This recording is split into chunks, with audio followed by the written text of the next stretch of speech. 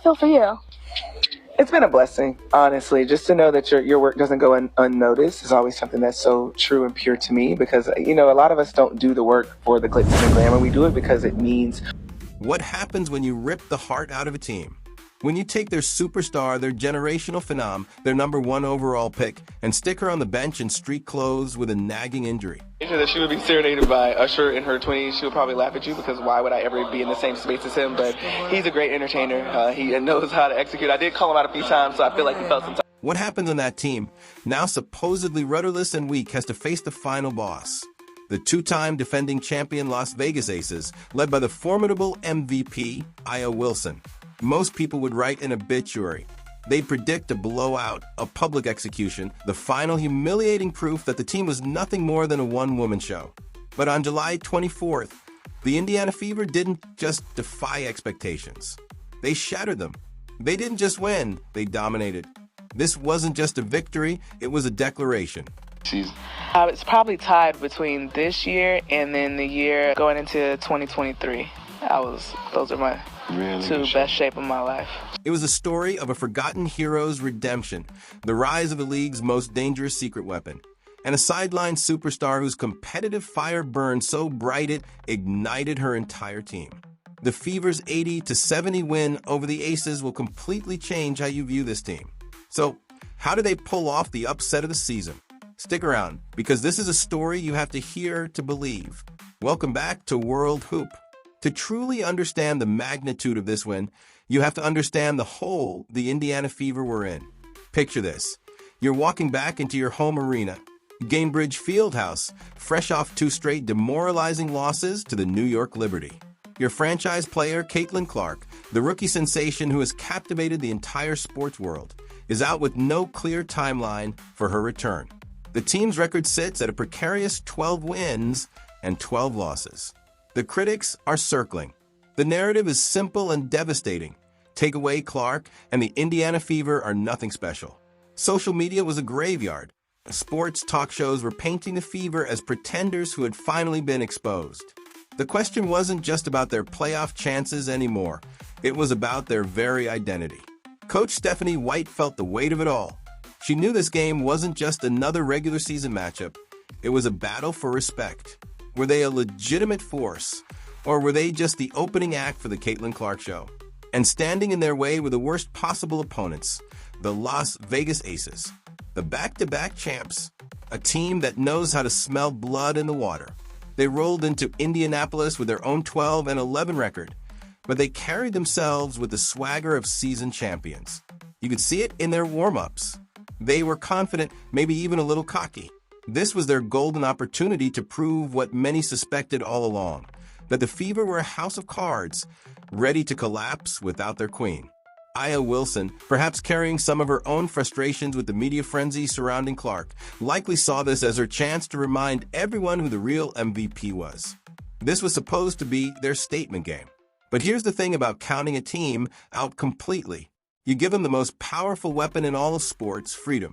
The Fever had nothing left to lose, and they used every ounce of doubt as fuel. They were about to prove that champions aren't made when everything goes right.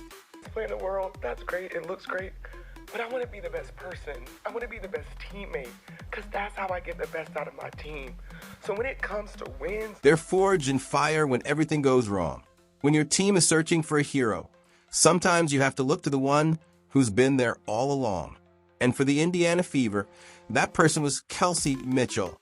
Mitchell had been catching heat all season for her inconsistent play.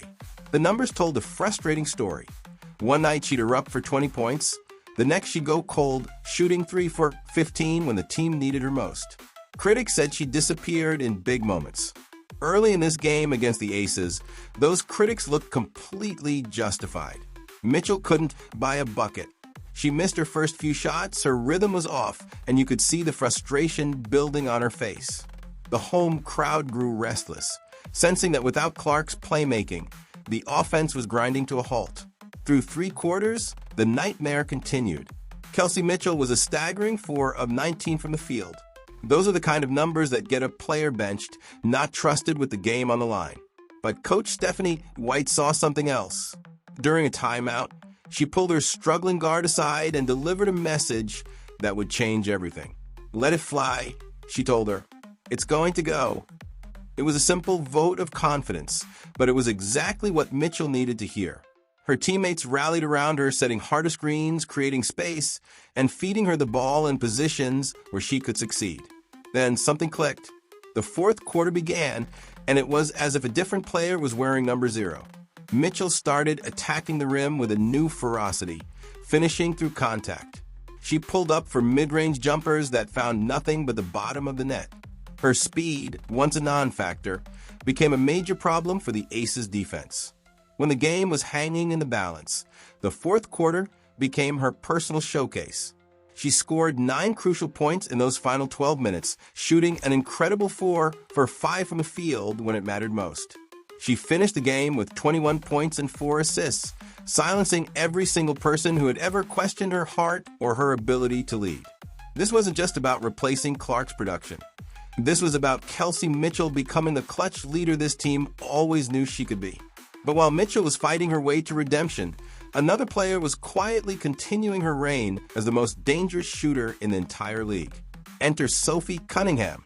Cunningham came into this game riding a scorching hot streak, having scored in double figures in 6 straight games.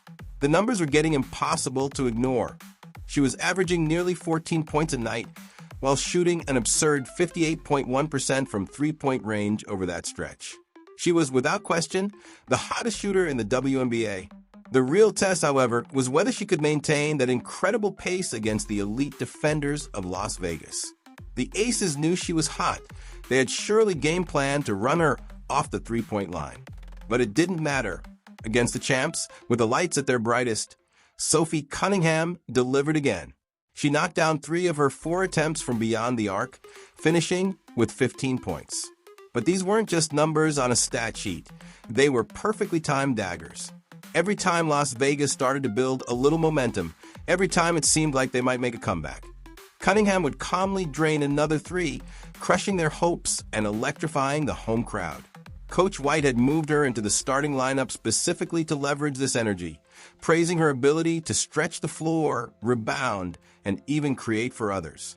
Her performance has vaulted her to the front of the conversation for the WNBA's 6th Player of the Year award. As one analyst put it, she's an absolute assassin.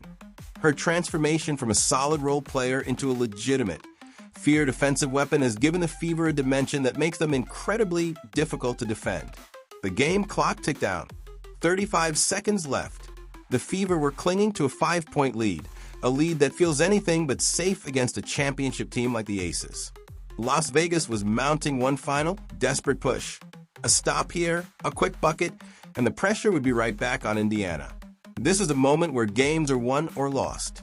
Sophie destroys AJ. Caitlin Clark hails on form Sophie Cunningham as Fever humiliate Aya Wilson's Aces. The ball found its way to Ari McDonald at the top of the arc. McDonald, who had played an outstanding game, had a choice. With the shot clock winding down and the weight of the season on her shoulders, she could have passed. She could have deferred, but she didn't hesitate. She rose up, creating space with a fearless step back and launched a three-pointer, knowing that this single shot could define their victory. Swish! The ball ripped through the net. The Gamebridge Fieldhouse crowd absolutely erupted. The shot broke the Aces' spirit completely. On the sideline, Caitlin Clark leaped off the bench, her competitive fire burning as brightly as ever, celebrating her teammates' clutch moment with pure, unadulterated joy. It was the perfect exclamation point on a true team victory. It was a victory built on Natasha Howard's dominant 18 points and 13 rebounds, on Mitchell's fourth-quarter heroics, on Cunningham's daggers, and on McDonald's ice-cold finish. This wasn't just another win. This was a declaration. With this victory, the Fever secured a 13-12 record, moving them up in the standings. More importantly, they secured the season series tiebreaker against Las Vegas, a crucial advantage that could decide playoff seeding down the line. They proved to themselves and to the entire world that they are not a one-woman show. They are a deep, resilient, and dangerous team, forged in the fires of doubt. When a healthy Caitlin Clark returns, she'll be rejoining a squad that is now battle-tested, confident, and armed with multiple proven weapons. The future in Indiana looks brighter than ever. What an incredible statement by the Indiana Fever. This one says so much about their character and their depth. What did you think of this massive team victory? Let us know your biggest takeaway in the comments below. And if you think Sophie Cunningham is on an unstoppable hot streak, comment Red Hot Sophie. We want to see the support. As always, make sure to like this video, subscribe to World Hoop, and turn on all notifications so you never miss out on our deep dives.